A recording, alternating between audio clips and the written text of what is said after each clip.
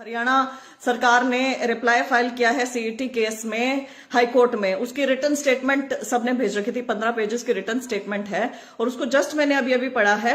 Civil writ petition 24605 2022 की है, Ashish Kumar and another versus state of Haryana and another. इसमें हम पढ़ सकते हैं कि रिटर्न स्टेटमेंट फाइल किया doctor Aditya Dahiya, special secretary to government Haryana human resource department की तरफ से ये फाइल हुआ है। अब इसको यदि मैं पढ़ूं, क्योंकि सबसे पहले मैं यहाँ पे पढ़ रही थी कि लिख रखा था 15 गुना इज नॉट एनफ। किसने कहा है कि यहाँ आपको 15 गुना लेने के लिए कहा लिख रखा है? इस पूरे रिप्लाई में मुझे कहीं भी नहीं दिखा है कि 15 गुना कैंडिडेट्स लेने की बात की गई है।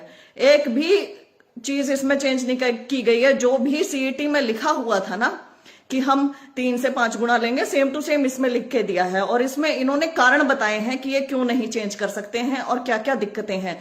और ये जो इन्होंने रिटर्न स्टेटमेंट दी है ना, पिटिशनर्स के एडवोकेट मुझे सुन रहे होंगे या पिटिशनर सुन रहे होंगे या फिर मैं डायरेक्ट भी बात कर लूंगी, तो मैं उनको बताना चाहती हूं कि यहाँ पे इनके इनहेरेंट मिस्टेक्स हैं। तो यदि आप, क्योंकि रिटर्न इन्होंने फाइल किया है रिप्लाई, तो आप रेबुटल फाइल करेंगे और रेबुटल में आप क्या फाइल करेंगे और आपके पास क्या 2 एजेस हैं इनके ऊपर, वो मैं आपको बताऊंगी। मामला बड़ा पेचीदा हो गया क्योंकि सरकार अपने स्टैंड पर खड़ी हो गई है, टस से मस नहीं होना चाहती है सरकार ये कह रही है कि हम तुम्हारी मानते ही नहीं है सीटी क्वालिफाई वाली बात। तो यहाँ पे सरकार बड़ा अजीब सा स्टैंड लिए बैठी है। 7.5 लाख लोग अपीयर होते हैं, 3.5 उसमें क्वालिफाई कर चुके हैं, ऑलरेडी 4 लाख लोग बाहर जा चुके हैं। तो यहाँ पर तो बड़ा ही एक लॉजिक सा बनता था कि 3.5 लाख लोगों को आगे बढ़ने दिया जाए, लेकिन सरकार इस स्टैंड पर नहीं आ रही है। सरकार कौन से स्टैंड पे खड़ी है, क्यों खड़ी है, वो सब मैं अब आपको बताने जा रही हूँ। एक एक पॉइंट हम लोग डिस्कस करने वाले हैं। पहला, दैट द पिटिशनर्स ने प्रे किया था, इसको मैं जल्दी जल्दी आपको सम अप कर देती हूँ। पिटिशनर्स ने प्रे किया था कि सारे सीईटी क्वालिफाई कैंडिडेट्स को अलाउ कर दें नेक्स्ट जो भी सीईटी के लिए रिक्रूटमेंट होने वाली है उसमें, और ग्रुप सी और ग्रुप डी के लिए without any condition there on, कि भाई कोई भी कंडीशन ना लगाई जाए 3, 4, 5 गुना वाली। जो भी कैंडिडेट क्वालिफाई करते हैं जनरल कैटेगरी से, जो आपने 50% वाली कंडीशन लगाई है और रिजर्व से 40% वाली, यदि उस बार को क्रॉस करके जो भी कैंडिडेट पहुंचा है, कृपया करके आप हमें दूसरा एग्जाम लिखने दें। ये है पहले में, जिसको इन्होंने कुछ कुछ लिखा है वो मैटर नहीं करता है, इसलिए जो जो मैटर करता है वही वही पढ़ूंगी।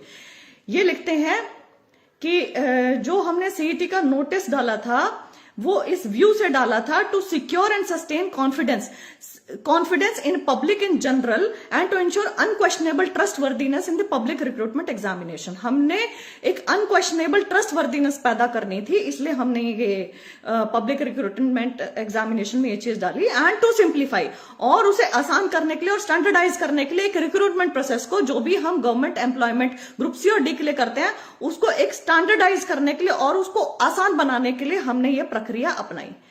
Provisions under challenge, that is calling for specific number of candidates for skill test. Skill test माने कि दूसरे टेस्ट की बात कर रहे हैं, कि जो प्रोविजन अंडर चैलेंज है इस रिट पिटीशन में, जो कॉलिंग फॉर स्पेसिफिक नंबर की बाहर पिटिशनर बोल रहे हैं सबको बुला लो, ये कह रहे हैं 3 से 5 गुना बुला लो। ये फ्रेम किया गया है after proper appreciation of relevant material by constitutional authorities. ये फ्रेम किया गया है पूरी छानबीन के बाद, सारे रेलेवेंट मटेरियल लेने के बाद, देखने के बाद हमारी कॉन्स्टिट्यूशनल अथॉरिटीज के द्वारा, और सेम ना तो डिस्क्रिमिनेटरी है, ना ही राइट टू इक्वालिटी को वायलेट करता है, इनफैक्ट इक्वल अपॉर्चुनिटी को एनहांस करता है और रीजनेबल है, और ये सेम इज कॉन्स्टिट्यूशनली वैलिड। ये कह रहे हैं।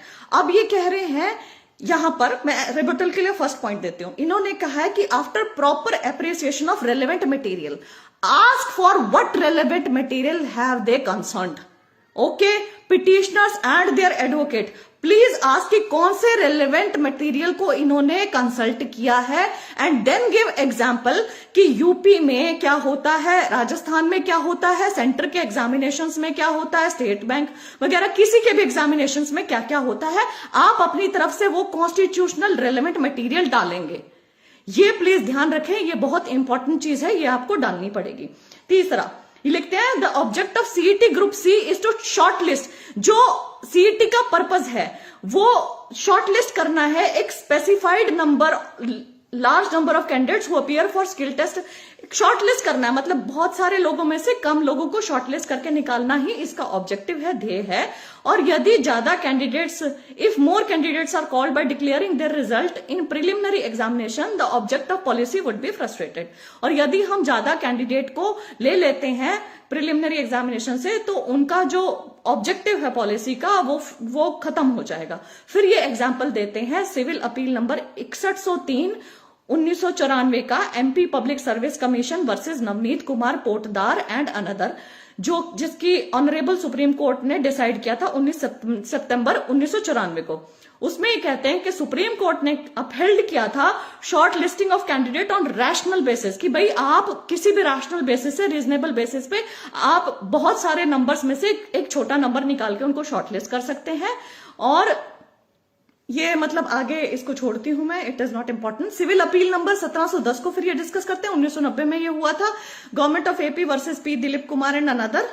इसमें ऑनरेबल सुप्रीम कोर्ट ने कहा था it is always open to recruiting agency, यह रिक्रूटिंग एजेंसी के लिए हमेशा खुला है कि वो स्क्रीन करे कैंडिडेट्स को ड्यू फॉर कंसिडरेशन के लिए at the threshold of the process by selection of prescribing higher eligibility qualification वालों के लिए। मतलब इन्होंने ये कहा है कि सुप्रीम कोर्ट ने पहले ऐसी जजमेंट दे रखी है जहां उन्होंने कहा है कि रिक्रूटिंग एजेंसी शॉर्टलिस्ट कर सकती है, स्क्रीनिंग कर सकती है। हम यहाँ पे सारे के सारे एग्री करते हैं। मुझे लगता है हरियाणा के सारे के सारे बच्चे भी एग्री कर रहे होंगे इस चीज से, पिटिशनर्स भी एग्री कर रहे होंगे, एडवोकेट भी एग्री कर रहे होंगे, सब कुछ एग्री कर रहा है। जो बीच में आपने एक पॉइंट डालना है वो मैंने आपको बता दिया। अब हम चलते हैं चौथे पॉइंट पे, दैट इट इज ऑल। अब यहाँ पे नया पॉइंट आता है, यहां पर मैं आपको बताऊंगी that it is also submitted that the provision under challenge is being followed by UPSC in respect of civil services examination. गलत, ये लाइन है गलत। ये जो सिविल सर्विसेज एग्जामिनेशन में ऐसा नहीं फॉलो करते हैं। जो सिविल सर्विसेज एग्जामिनेशन में वो क्या फॉलो करते हैं वो मैं यहां पे बताऊंगी, और वो बड़ा स्ट्रांग पॉइंट होने वाला है रेबटल के लिए। इन्होंने कहा है कि जो प्रोविजन अंडर चैलेंज है, जिसको पिटिशनर्स ने चैलेंज किया, जिस प्रोविजन को, प्रोविजन अंडर चैलेंज क्या है कि सबको अलाउ कर दो जिन्होंने भी पास किया है। मतलब ये मान के चल रहे हैं कि जो सीईटी का पहला एग्जामिनेशन है वो प्रिलिमिनरी है, जो दूसरा एग्जामिनेशन है वो मेंस है। तो यहां पे अपनी कथनी में ही फंस जाते हैं। कैसे? Number of candidates admitted to civil services mains examination by UPSC is about 12 to 13 times the total number of vacancies to be filled in that year through the examination. आप कह रहे हैं कि यूपीएससी जो आईएएस कंडक्ट करवाता है उसमें 12 से 13 गुना लिए जाते हैं पोस्ट के मेंस में, तो आप तो 4 गुना ले रहे हैं केवल। आप तो 12 से 13 गुना भी नहीं ले रहे हैं, और आप उसे प्रिलिमिनरी एग्जामिनेशन बोल रहे हैं। For your kind information, mister Aditya Dahiya ji, जिन्होंने ये रिटन सबमिशन दिया है, हरियाणा सरकार रिस्पोंडेंट, 3 रिस्पोंडेंट है ना, आई एम श्योर 3 रिस्पोंडेंट कौन कौन से होंगे? हरियाणा सरकार, गवर्नमेंट ऑफ हरियाणा, दूसरा होगा HSSC, तीसरा होगा आपका ह्यूमन रिसोर्स डिपार्टमेंट। तो तीनों रिस्पोंडेंट्स को मैं बड़े रिस्पेक्टफुली ये बताना चाहती हूं कि जो आईएएस में होता है उसमें जो पहला एग्जामिनेशन प्रिलिमिनरी क्रॉस करके आते हैं ना बच्चे, जो सिलेक्ट किए जाते हैं 12 से 13 गुना बच्चे, उन सभी को मेंस में बैठने का मौका दिया जाता है। लेकिन आप यहां पर क्या कर रहे हैं? आप यदि इसको प्रिलिमिनरी एग्जामिनेशन मान रहे हैं, पहली वाली स्टेज को, तो आप दूसरी स्टेज में सभी को बैठने का मौका नहीं दे रहे हैं। आई एम सॉरी, आपने जितने पास किए हैं वो 12 से 13 गुना पास नहीं किया। आप ऑलरेडी पहले से ही 12 से 13 गुना पास कर लेते हैं। यदि आपने उसको प्रिलिमिनरी बोलना था, दूसरी स्टेज को मेंस बोलना था, फिर मेंस में सबको अलाउ कर देते। लेकिन आप क्या कर रहे हैं? जितने पास है उसका पोस्ट का 4 गुना उसमें से उठाएंगे। और आगे मैं बताऊंगी ये क्या करने वाले हैं। ये पोस्ट के हिसाब से, मान लीजिए टेक्निकल की कोई पोस्ट निकली, उसकी 4 गुना उठा लिए, ऐसे उठा लिए, तो टेक्निकल के अलग अलग उठेंगे। जैसे एलएम का है उसका अलग एग्जाम होगा, जेई का है उसका अलग होगा। वो तो किसी ने स्किल ले रखा होगा उसका, उसी को ही ढूंढ के ये एग्जामिनेशन कंडक्ट करवाएंगे ना। लेकिन जहां कॉमन एलिजिबिलिटी आ जाएगी, जैसे ग्रेजुएशन ही एलिजिबिलिटी है, मान लीजिए ग्राम सचिव का एग्जाम है, उसमें भी आप 4 गुना ही ले रहे हैं। आपने कोई प्रिलिमिनरी और मेंस तो मान नहीं रखा है इसे। तो ये इनका यहाँ पे सरासर गलत है, और ये रेबटल का बहुत अच्छा पॉइंट बनता है। पिटिशनर्स एंड पिटिशनर्स के एडवोकेट ये ध्यान रखें प्लीज। आप यूपीएससी का सारा जो प्रोसीजर ऑफ एग्जामिनेशन है वो निकाल लें। प्रिलिमिनरी और मेंस में क्या डिफरेंस होता है ये इनको बता दें, क्योंकि इन्होंने गलत लिखा हुआ है। Minimum qualifying marks as specified in the notification advertisement are minimum marks. अच्छा, इसको चलते हैं, ये हो गया। इसके बाद 5वां, that relevant clause of the policy 2022 are being reproduced below। अब जो इन्होंने ये सीईटी का एग्जामिनेशन और ग्रुप सी की जो पॉलिसी बनाई थी ना, वो सारी इसके अंदर डिस्कस की हुई है कि भाई जो एप्लीकेबल है ग्रुप सी के लिए वो अप्लाई करेंगे, कमीशन एडवर्टीजमेंट इशू करेगा, फलाना फलाना, ये सब कुछ ये मैं आपको नहीं दोबारा से बता रही हूँ। ये सारा का सारा इन्होंने ही लिखा है कि जनरल को 50 नंबर चाहिए, बाकी रिजर्व कैटेगरीज को 40 नंबर चाहिए, एक्सक्लूडिंग सोशियो इकोनॉमिक मार्क्स, ये सारा चीज है इसके अंदर। उसके बाद हम चलते हैं सीधा पॉइंट नंबर 9 के ऊपर, जहां process for recruitment of group C post इन्होंने दिया है, उसको दोबारा यहां रिप्रोड्यूस किया गया है। रिप्रोड्यूस का मतलब यहां दोबारा लिखा गया है कि कैसे कैसे सिलेक्ट करेंगे ग्रुप सी में, और यहां पे साफ साफ मेंशन्ड है, जो मैं दोबारा पढ़ रही हूं, इसमें यहां पे लिखा है candidates equal to 5 times the number of post advertise if the number less than 30। यदि पोस्ट का नंबर 30 से कम है तो कैंडिडेट्स 5 गुना कैंडिडेट्स बुलाए जाएंगे। यदि 150 candidates if the number is between 30 and 40, यदि 30 से 40 के बीच में है नंबर तो 150 कैंडिडेट बुलाए जाएंगे। यदि 40 से ज्यादा है तो 4 टाइम्स कैंडिडेट्स बुलाए जाएंगे। ये दोबारा इसे लिख रहे हैं, पता नहीं क्यों कितने सारे अभ्यर्थी मुझे लिख रहे हैं कि 15 गुना 15 गुना 15 गुना इन्होंने नहीं लिखा है कहीं पे भी। आई एम सॉरी, आपको जिसने बताया वो गलत इंफॉर्मेशन है। इसके बाद इन्होंने कहा है कि यदि लास्ट कैंडिडेट के बहुत सारे कैंडिडेट्स के सेम अंक बनते हैं तो उन सभी कैंडिडेट्स को ले लेंगे, फलाना फलाना। तो ये सब हम जानते हैं, ये हम सब पहले सीईटी वाले में पढ़ चुके हैं, कर चुके हैं इसको। अब हम आते हैं इनके नेक्स्ट पॉइंट पे। पॉइंट नंबर 6 इन्होंने लिखा article 16 of the Indian constitution. Article 16 of the Indian constitution क्या कहता है? Right to equal opportunities of employment, कि भाई सबको इक्वल अपॉर्चुनिटी देनी चाहिए सिटीजन्स को in matters related to employment in public sector. हम इस चीज से बिल्कुल अग्री करते हैं। आर्टिकल 16(1) कहता है कि इक्वल अपॉर्चुनिटी होनी चाहिए सिटीजन्स को इन मैटर ऑफ एम्प्लॉयमेंट और appointment in any office of state वगैरह। The state is free to lay down, हाँ, state is free to lay down the requisite qualifications for the recruitment of the employees of the government services. बिल्कुल सही बात है, state free है, आप lay down कर सकते हो कोई भी रिक्विजिट क्वालिफिकेशंस वगैरह एम्प्लॉयमेंट वगैरह की। फिर इसके बाद इसमें क्या लिखा है? गवर्नमेंट शॉर्टलिस्ट कर सकती है, सिलेक्ट कर सकती है एप्लीकेंट को on the basis of any rational procedure और criteria for the purpose of employment, उनकी मर्जी से। ठीक है, हम इस चीज को सबको मानते हैं। हम यही तो आपको कह रहे हैं कि आपने जो क्राइटेरिया ले डाउन किया है उसको एग्जामिनेशन होने से पहले चैलेंज किया जा चुका है, और आपने अपने खुद के शायद क्लॉज नंबर 16 है, वहां लिखा है राइट टू अमेंड। आपने खुद लिख रखा है कि हम इस क्राइटेरिया को एट लेटर स्टेजेस अमेंड कर सकते हैं। तो हमने आपको एक लीगल पॉइंट बताया था जहां पे आप यदि चाहते तो उसे चेंज कर सकते थे, उसे बदल सकते थे, लेकिन आपने नहीं किया। एनी हाउ 16(2) में आप लिखते हैं कि कोई ग्राउंड ऑन विच सिटीजन, भाई सिटीजन इन ग्राउंड्स पे जैसे कि religion, race, caste, sex, descent, birth place, residence, किसी भी उस पे हम डिस्क्रिमिनेशन नहीं करते हैं, और ये सच है, नहीं करते हैं आप। ये हम भी नहीं कह रहे हैं कि आप करते हैं, ये पता नहीं आपने क्यों डाल दिया इसके अंदर, बट ठीक है। इसके बाद honourable Supreme Court has recently held in civil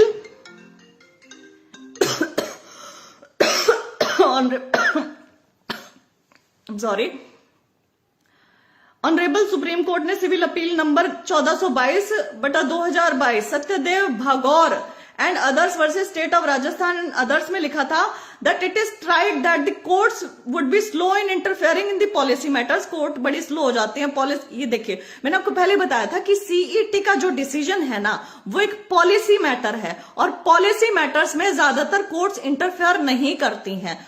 यहां पे इन्होंने भी लिखा है कि पॉलिसी मैटर्स में कोर्ट्स बड़ी स्लो हो जाती हैं unless the policy is found to palpably discriminatory and arbitrary. कि भाई यहां पे पॉलिसी मतलब देखने से ही ऐसा ना लग रहा हो कि आर्बिट्ररी हो, अदरवाइज अदर केसेस में बड़ी स्लो हो जाती हैं। और this court would not interfere with the policy decision, यह कोर्ट पॉलिसी डिसीजन में इंटरफेयर नहीं करेगी when a state is in position to point out that it is intelligible differential in application of policy and that such intelligible differential has an access with the object sought to be achieved। इन्होंने ये कहा है कि हमारी policy बड़ी बढ़िया है, जबरदस्त है, हमने किसी के साथ कुछ गलत नहीं किया है, हम right to equal opportunities of employment को सस्टेन कर रहे हैं, हम किसी को डिस्क्रिमिनेट नहीं कर रहे हैं, हमने बहुत जबरदस्त सीईटी का ये चीज बनाई है, और हमारे इस मैटर में कोर्ट इंटरफेयर नहीं कर सकती है। ये स्टेट लिख रहा है। ठीक है, इसका ये मतलब हुआ, मोटे मोटे तौर पे मैं आपको बता रही हूं। और फिर इसके बाद एक और ये जजमेंट करते हैं 3 जज बेंच ऑनरेबल सुप्रीम कोर्ट की, Sher Singh and others versus Union of India and others में ऑब्जर्व किया था कि as a matter of fact courts would be slow in interfering the matters of, जो भी गवर्नमेंट पॉलिसीज होती है उसमें बड़ी स्लो होती हैं, जहां कोई अनफेयर, मेलाफाइड और कॉन्ट्रेरी टू स्टैट्यूटरी डायरेक्शंस कोई चीज नहीं है, तो इसलिए हमारे इसमें कोई ऐसा है नहीं और आप बड़े स्लो हो जाओगे, आप इसलिए इंटरफेयर ना करें। सीधा सीधा इन्होंने कोर्ट को ये कहा है। इन्होंने कहा है कि that there is no discrimination in the policy, कोई हमारी डिस्क्रिमिनेशन नहीं है पॉलिसीज में। सभी कैंडिडेट्स ने पास किया है सेम एग्जामिनेशन, सीईटी एग्जाम, और स्किल टेस्ट और written test are just like preliminary, skill test और written test are just like preliminary ना ये लिखते हैं, जो कि नहीं है प्रिलिमिनरी की तरह। यदि ये एडवोकेट ढंग से लिखेंगे पिटिशनर्स के तो यहां पर वो इनको घेर सकते हैं। और mains exam to separate the grain from the chaff. अब यहाँ पे इन्होंने लिखा है कि जो हमारा जो एग्जामिनेशन प्रोसेस है ना, वो प्रिलिमिनरी और मेंस एग्जामिनेशन जैसा ही है, जैसे गेहूं को उसके भूसे या उसकी तूड़ी से अलग करने जैसा ये प्रोसेस है। तो हमने जो क्रीम है उसे निकाल लिया है और बाकी को छोड़ दिया है, मतलब कि जिनके 50%, 40% से कम अंक हैं, जो क्वालिफाई नहीं हुए वो रह गए हैं।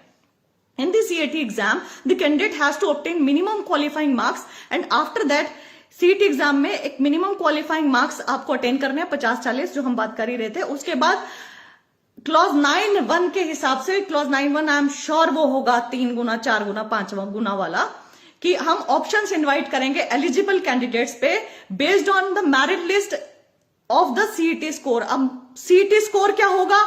आपके जो अंक सीईटी में आए हैं जमा सोशियो इकोनॉमिक के मार्क्स। और मेरिट लिस्ट कैसे बनेगी? वो रैंक।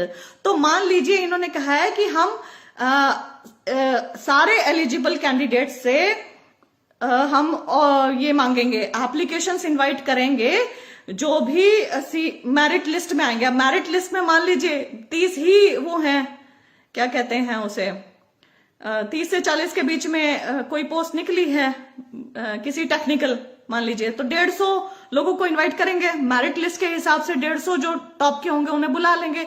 यदि कोई उनमें से अनविलिंगनेस शो करता है कि भाई मैं नहीं अपीयर करना चाहता हूं, तो 151 वाले को बुला लेंगे, 152 वाले को बुला लेंगे। 10 लोग मुकर गए तो 160 तक चले जाएंगे। ऐसे दिलवाएंगे पेपर 150 लोगों से ही। तो इन्होंने कहीं नहीं कहा है कि 15 गुना कर रहे हैं, ठीक है। Accordingly the candidates are called for skill और written test based on the number of post advertise. हम ये कवर कर चुके हैं। सीट 1 सिंगल प्लेटफॉर्म दिया गया है सबको।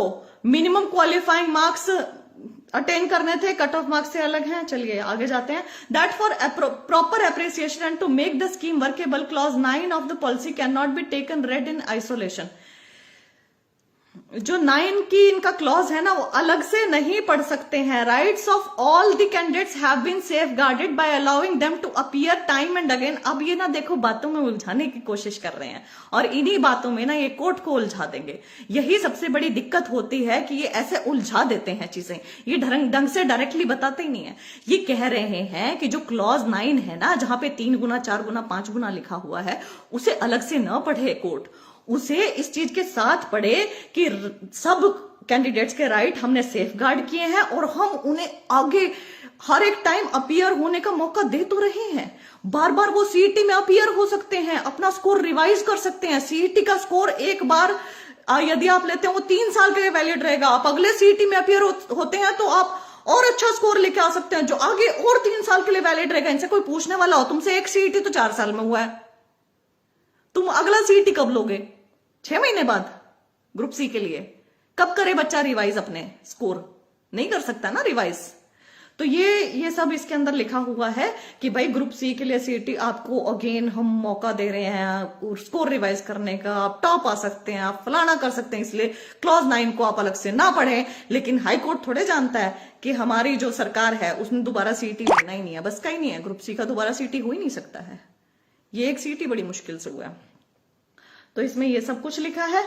That the common eligibility test Haryana for group has been conduct 5 November 2022 को, 6 नवंबर को मॉर्निंग और इवनिंग सेशन में हो गया। Result of same is awaiting to be declared. Result इसका खैर दे दिया। In this state of affairs examination process once almost concluded. जब एग्जामिनेशन प्रोसेस एक बार ऑलमोस्ट कंक्लूड हो चुकी है, पॉलिसी हम बदल नहीं सकते हैं। ये है हरियाणा सरकार का स्टैंड। ये कह रहे हैं कि हम पॉलिसी नहीं बदल सकते हैं। और फिर उसके बाद ये सिविल अपील नंबर ये आज जो ये लिख रहे हैं ना, ये इतने सारी चीजों में इन्होंने खुद अप्लाई नहीं की है। और मैं एग्जाम्पल दे सकती हूं उनके कि कहां कहां इन्होंने अप्लाई नहीं किया है। Civil appeal number 4255/58 of 2014, 2 April 2014 Supreme Court की K Manjushree versus state of AP 2008 3 SCC 512 where in honourable Supreme Court, जहां कहता है selection criteria has to be adopted and declared at the time of commencement of recruitment process, कि selection criteria adopt और declare आपको recruitment process शुरू होने से पहले ही करना पड़ेगा। हरियाणा सरकार, माननीय मुख्यमंत्री मनोहर लाल खट्टर जी, ये selection criteria assistant professor examination में क्यों नहीं डिक्लेयर किया था?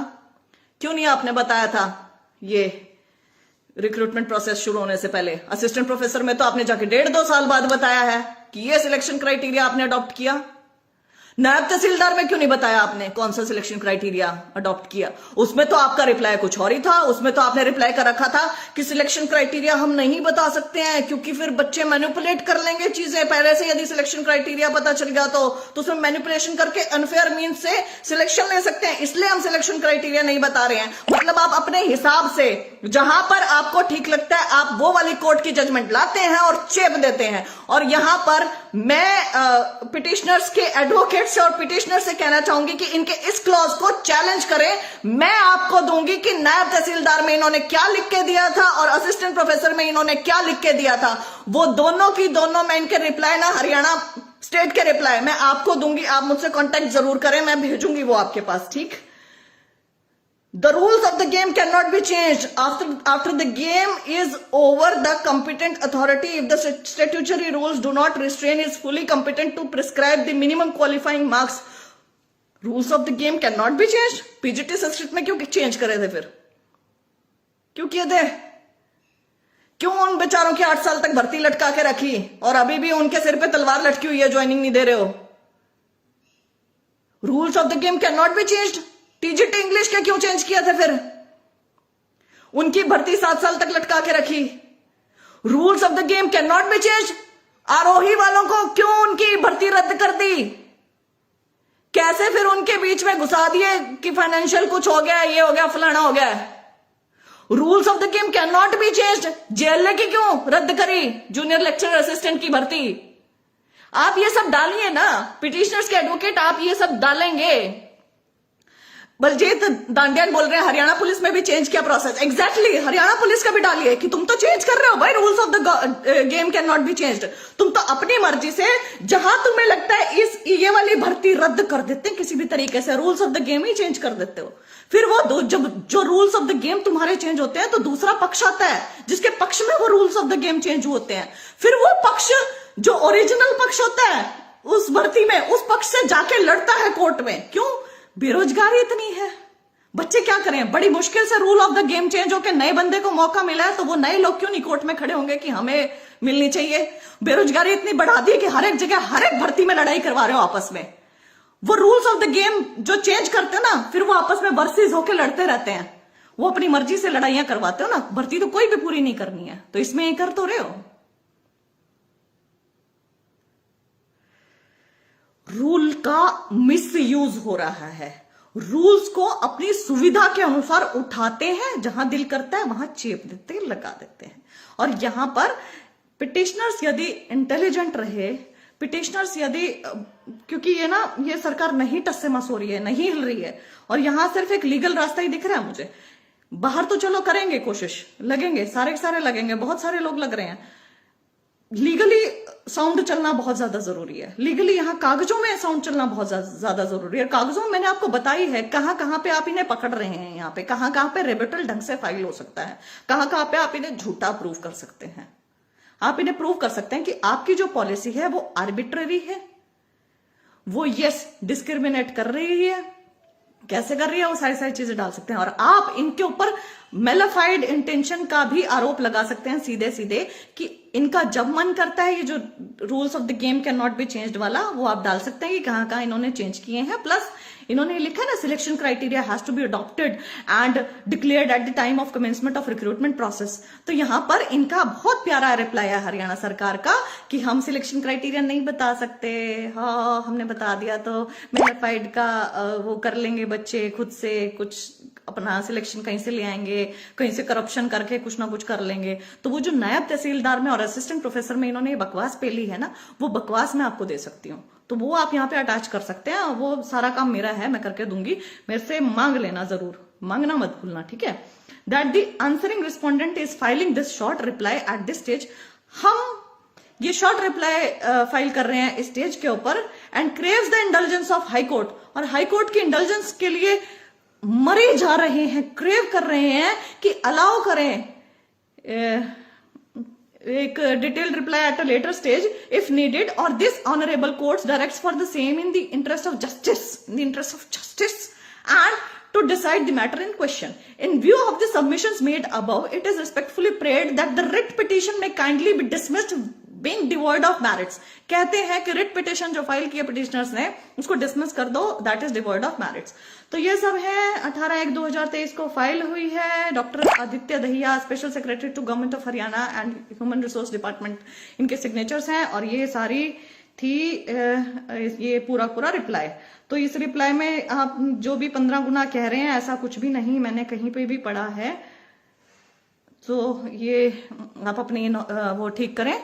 बाकी किसी का कोई भी सवाल हो मैं उसे ले लेती हूं, और मैं आपको ये चीज बताना चाहूंगी कि सरकार का जो स्टैंड है वो सीरियसली समझ में नहीं आ रहा है। आप कह रहे हो ना कि आपने गेहूं से उसका जो तूड़ी अलग कर दी, तो गेहूं से तूड़ी ऑलरेडी अलग हो चुकी थी।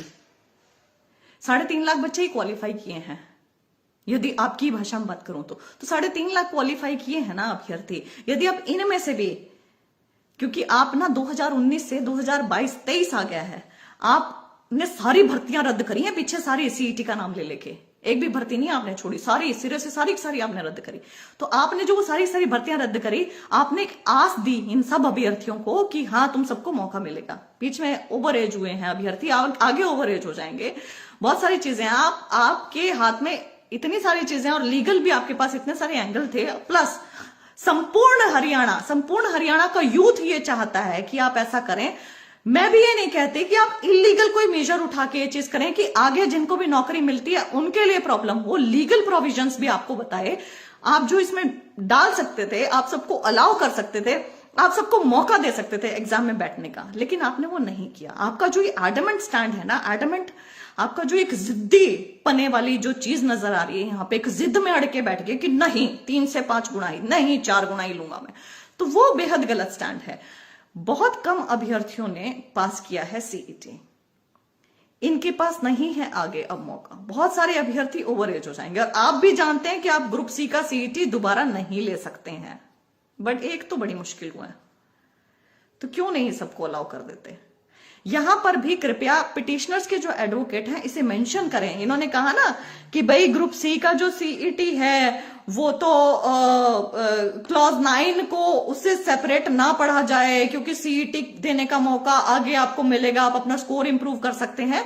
तो यहां पे आप जरूर मेंशन करें इनके इस पॉइंट के नीचे कि इनसे एक सीईटी ही 4 साल में हुआ है बड़ी मुश्किल से, ये दूसरा सीईटी करवा ही नहीं सकते हैं। इनसे पूछें कि ये दूसरा सीईटी क्या 6 महीने में करवा देंगे जैसा इन्होंने प्रॉमिस किया था। बड़ा दिक्कत वाली चीजें हैं। बाकी आई एम सॉरी कि ऐसा इन्होंने रिप्लाई फाइल किया है। I was not expecting this. I was actually expecting कि ये 12-15 गुना तो करेंगे ही, कि भाई हम क्वालिफाई मांगते हैं तो एटलीस्ट 15 गुना तक ही आ जाएंगे, लेकिन ये तो मतलब एक जिद सी में बैठ गए कि नहीं 4 गुना ही लेना है, तो ये बड़ा गलत सा काम हो गया। खैर चलिए पढ़ते हैं। पीजीटी संस्कृत की ज्वाइनिंग नहीं हुई है मैम नरेंद्र शर्मा। मैं जानती हूँ इस चीज को बहुत अच्छे से, और मैं आप सबको देखिए कहूंगी कि बहुत मुश्किल से बहुत सालों बाद इतना अच्छा आपको ऑर्डर आया है। कृपया करके बैठ जाए वहां पे चंडीगढ़ पंचकुला जाके, और इनसे ज्वाइनिंग के लिए बस इनके पीछे पड़ जाए। अब मैं नहीं जानती कि कब कौन सा, शायद ये वेट कर रहे हो कि आपके खिलाफ कोई अपेक्स कोर्ट में केस फाइल हो जाए ताकि ये भर्ती दोबारा से लटक जाए। तो मैं बिल्कुल नहीं चाहती हूँ ऐसा। कुछ भी करो, बैठ जाओ, इनके पीछे पड़ जाओ, कुछ भी करो, लेकिन अपनी ज्वाइनिंग अब लेके छोड़ो। बस पार्टी करनी है मुझे भी आप लोगों के साथ मिलके। प्रॉमिस का मतलब नहीं पता मैम इनको, आशीष सैनी। एग्जैक्टली, बिल्कुल पता नहीं है। बहुत सारी चीजें प्रॉमिस कर रखी है, कुछ भी तो नहीं कर रहे हैं। अपनी मर्जी से जहां पे दिल करता है वो वाला रूल घुसा देते हैं। जहां पे पता है क्या हमारे साथ प्रॉब्लम क्या है, ये जैसे 15 पेजेस का मैंने पढ़ा है डिटेल में, मुझे पता था कि बहुत सारे बच्चे चाहते हैं मुझे पढ़े, हमें खुद पढ़ने की आदत नहीं है इस चीज को, और हम पढ़ते नहीं है ना, तो हम जनरली सुन लेते हैं। अच्छा उस यूट्यूबर ने ये बोला, उसने ये बोला, बहन जी ने ये बोला, सब कुछ हम खुद से ही आदत डाल रहे हैं। हमें खुद पता लगने लग जाएगा कि क्या क्या चालाकियां हमारे साथ करते हैं। हाँ क्या इलेक्शन तक लेके जानी है, इलेक्शन तक ही लेके जा रहे हैं खींच खींच के। ये क्या रिप्लाई है, ये क्या मतलब प्रदेश की भावना से बिल्कुल अलग चल रहे हैं, युवाओं से कुछ लेना देना नहीं है। इतनी ज्यादा यहाँ पे बेरोजगारी है, मुझे पता है आपने 40-50 हजार ही पोस्टें भरनी है, जानती हूं मैं, ये 40-50 सब जानते हैं 40-50 हजार पोस्ट भरनी है। कम से कम मौका तो दे दें बैठने का सबको, आस तो दे दें बैठने की सबको। वही तो मांग रहे हैं, मौका ही तो मांग रहे हैं। Legally you have this right, you can do it. Vikas Sharan problem ये है अपोजिशन कुछ नहीं कर रहा। एग्जैक्टली, इस चीज को लेके तो मतलब सड़कों पे उतर जाना चाहिए था। मैं यही चीज मतलब बताऊंगी चलो आगे कभी कि यही चीज बोली है मैंने कि जब, खैर ऑपोजिशन को ही बोली ये चीज मैंने, कि जब सिलेंडर के दाम बढ़े थे तब बीजेपी के नेता अर्धनग्न होकर सड़कों पे उतर आए थे। युवाओं के इतने सारे मुद्दे हैं, आप लोग सड़कों पे क्यों नहीं उतरते हो? क्या एक ट्वीट, क्या एक प्रेस नोट से काम चल जाएगा? एक प्रेस कॉन्फ्रेंस से काम चल जाएगा? एक पीसी से? बस जब आपको पता है उससे कुछ भी नहीं हो रहा है, ट्वीट से कुछ भी नहीं हो रहा है, पीसी से, तो उतरो ना सड़कों के ऊपर। युवा सबके सब मांग रहे हैं, आपकी साइड देख रहे हैं, विपक्ष की साइड। नहीं तो सरकार मनमानी कर रही है ना, कहां जाए युवा, क्या करे? कितना बोलूं मैं भी?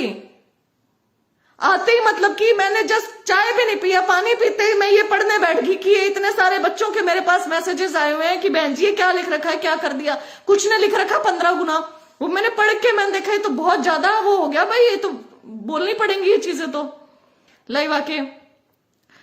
एईएस जो इलेक्ट्रिकल का क्या बना? मोहित कटारिया, अभी तक कोई मेरे पास इंफॉर्मेशन नहीं है। एक पॉजिटिव कॉल मेरे पास जरूर आया था कि हाँ आपका काम बन जाएगा, इस चीज में सरकार इसको पॉलिसी को चेंज करेगी, लेकिन उसके बाद नो एक्शन एट ऑल। मुझे कुछ नहीं पता चल रहा है कि उसके अंदर क्या हो रहा है। मैं दोबारा इस चीज को छेड़ती हूँ, ठीक है। एचकेआरएन टीजीटी पीजीटी का भविष्य भी खतरे में आ गया है, उनका क्या होगा? किसका भविष्य खतरे में है? क्या हुआ उसमें एचकेआरएन में? अब एचकेआरएन कुछ है ही नहीं ना, बैकडोर एंट्री है एचकेआरएन मतलब आई सीरियसली, मतलब एचकेआरएन का तो सबको मिलकर विरोध करना चाहिए। एचकेआरएन तो देखो, यदि मैं तो उससे सीधी सीधी बैकडोर एंट्री बोलती हूँ। अपने बंदों को लगाने के लिए बना रखी है, पीपीपी आईडी में किसी को कुछ देना ना पड़े, इसलिए सबकी आय बढ़ा रहे हैं। सरकारी सुविधाओं का किसी को देना नहीं चाहते ये सरकार, कुछ भी तो आय बढ़ा देती है, और जिसका करना है उसकी आय घटा के अपने बंदों का कर रहे हैं। जिसका फेयर तरीके से हो भी रखा है उसको भी इसका विरोध करना चाहिए, क्योंकि वो अभ्यर्थी लायक है फुल तनख्वाह लेने के, लेकिन वो जिंदगी भर दिहाड़ी मजदूरी करेगा। तो एचकेआरएन कुछ नहीं है, ये एचकेआरएन से बस आंकड़े बढ़ाने हैं कि भाई हमारे यहाँ पे रोजगार हमने इतने दे दिए।